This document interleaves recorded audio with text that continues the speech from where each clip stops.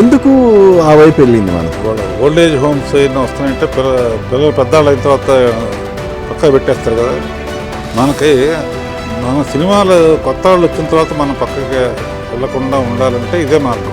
పెద్ద జబ్బు చిన్న చిట్కా అనేది ఒకటి కనపడింది. ఏంటి సార్ అది? మట్టి మీద గుణపంతో గుచ్చితే భూదేవి ఎంత అల్లాడుతుందో అలా అల్లాడి ప్రకార్ బాబు అంతర్సానులు అవర్షణ చేసేట్టు.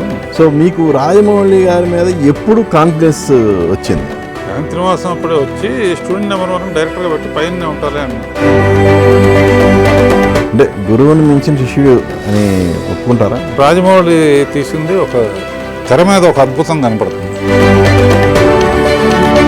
నాకు కొత్త వాళ్ళని ఇంట్రడ్యూస్ చేయడంలో చాలా తృప్తి ఉంటుంది. ఆ సినిమాకి మీరు మర్చిపోలేని ఎక్స్పీరియన్స్ అంటే? ఫస్ట్ క్లాప్ ఎన్టీ రామారావు మీద కొట్టుకుని ఇలా ఉంటుందా అసలు ఆయన యాక్టింగ్ అని.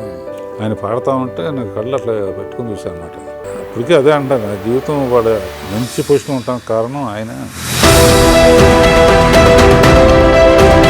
నిజంగా ఆయన దేవుడిగా చూడాలనుకున్నాను నేను. సినిమాల్లో చూసాను లేదు.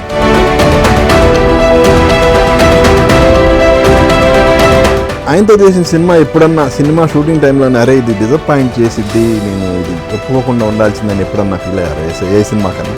పిక్చర్ ఆడలేదనుకో ఆయన ఒకటే మాట, ఇట్స్ ఆల్ రైట్ బ్రదర్, తప్పు తెలుసుకున్నాం మనం, నెక్స్ట్ టైం కరెక్ట్ చేసుకున్నాం, ఇంత కాన్ఫిడెన్స్ ఇచ్చేవాడు. ఒకటే కోరిక నాకు, జీవితంలో శత్రువు ఉండకూడదు మనకు.